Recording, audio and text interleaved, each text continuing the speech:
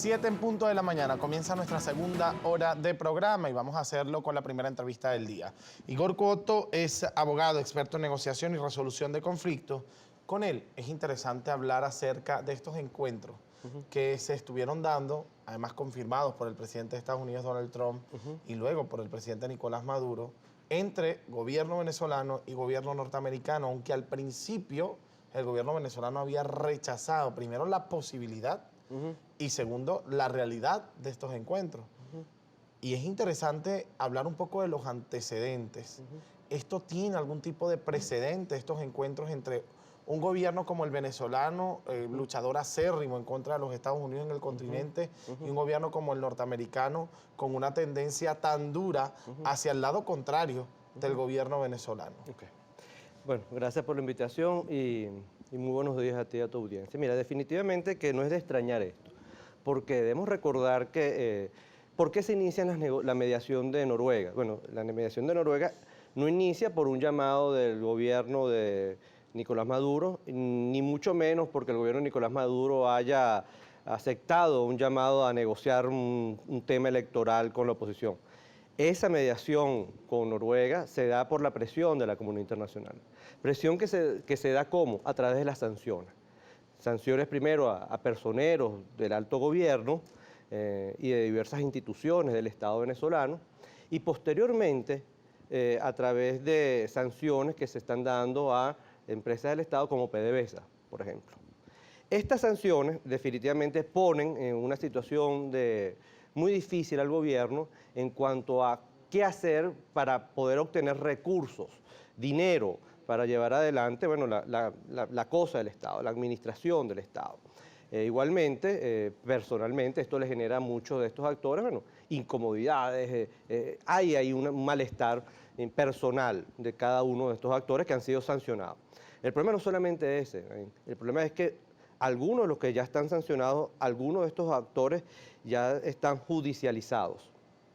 Dicho esto, se empieza esta mediación con el Reino de Noruega, pero se hace público de que la agenda de esa mediación es el tema de unas elecciones libres y transparentes.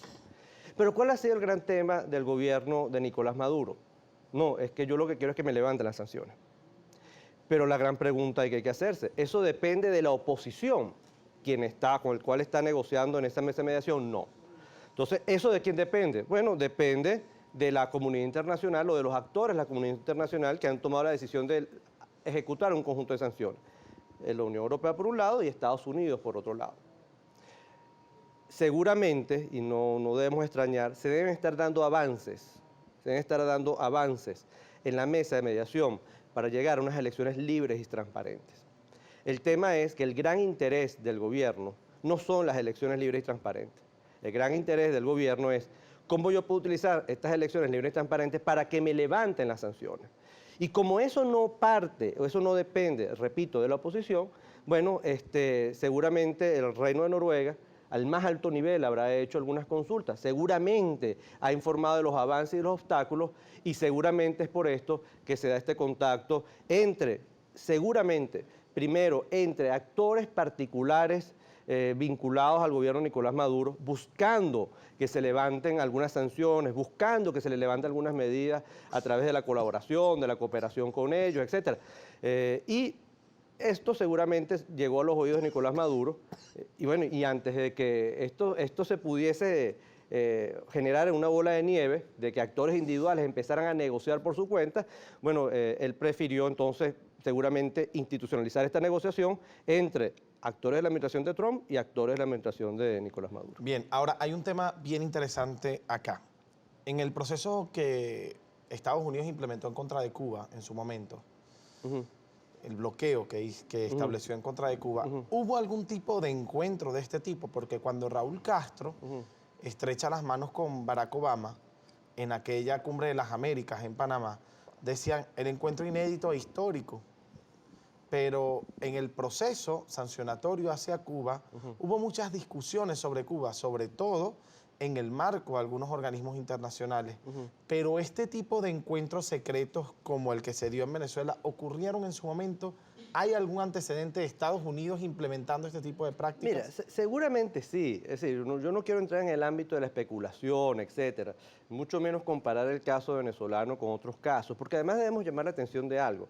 Mira, con Cuba lo que pasó fue un acuerdo entre la Unión Soviética y los Estados Unidos, principalmente.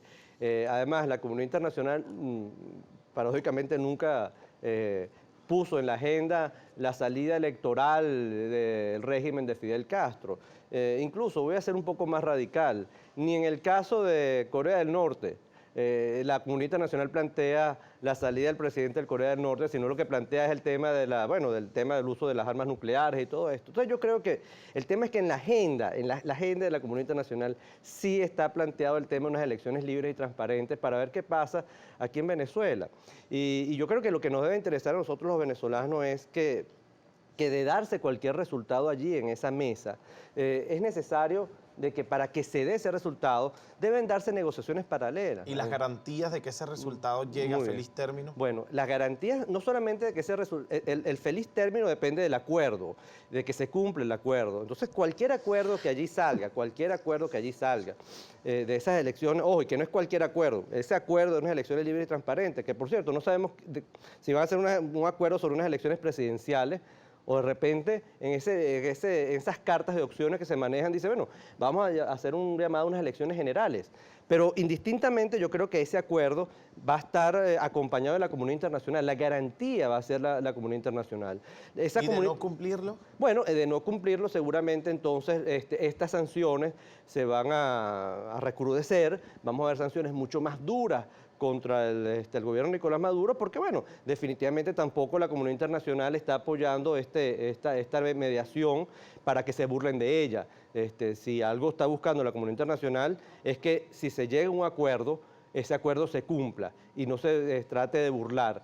Porque si no, yo creo que esto no le va a convenir al gobierno, porque definitivamente, gobierno como interés de llevar adelante el Estado venezolano, bueno, se le va a hacer mucho más difícil cada día. ¿Hay una esperanza entonces de una negociación fructífera en el caso venezolano o lo ve a largo plazo? Bueno, mira, hay algo muy importante. Sea cual sea el acuerdo, repito, discúlpenme, los amigos no están escuchando, si se da ese acuerdo de unas elecciones libres y transparentes, que es la agenda, allí no hay otra agenda con la mediación de Noruega. El gran tema es el del tema de las garantías, de ese protocolo electoral, de qué hay que hacer. Hay que sanear ese CNE, hay que nombrar un nuevo CNE. Entonces yo creo que ahí hay temas muy delicados que están negociando. ¿Quién nombra ese CNE? Pero son temas que benefician, los que están mencionando, solamente a la oposición venezolana, porque además el CNE es respaldado por el gobierno del presidente Nicolás Maduro, que no quiere cambiar el CNE. Muy bien. La celebración de elecciones no las quiere hacer el presidente Entonces, Nicolás ahí tiene Maduro. la respuesta del por qué entonces Estados Unidos está llamado a una mesa paralela para ver cómo se levanta el tema de las sanciones.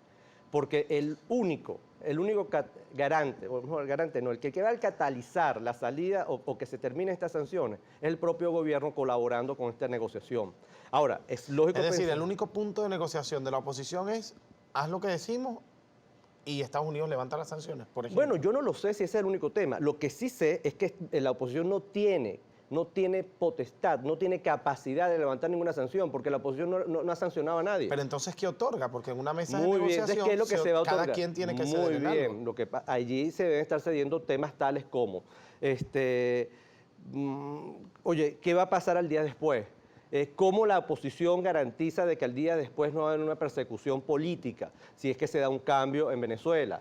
Allí se deben estar dando temas tales como, oye, ¿cómo van a ser esos espacios de política? Si se dan esas elecciones libres y transparentes, ¿cómo se van a garantizar los espacios de política para el sector hoy del gobierno del PSUV? Entonces yo sí creo que ahí se deben estar, incluso, te voy a decir algo más allá, allá hay temas incluso hasta de honor, es decir, hay temas intangibles que son intereses, que tú no lo puedes palpar, pero que son intereses. Por ejemplo, ¿cuál es la salida? ¿Quién va a nombrar ese CNE? ¿Cómo se va a dar ese acuerdo? ¿A través de la Asamblea Nacional Constituyente? ¿A través de la Asamblea Nacional? Sí, pero eso no responde la pregunta de en qué sede la oposición venezolana. Porque si estamos hablando de un nuevo CNE, unas elecciones, la manera en que se nombre el CNE, la forma en la que vaya a hacerse la salida del gobierno, ¿qué otorga la oposición en esa mesa de negociación? Me lo va a responder al regreso, acá en Primera Página.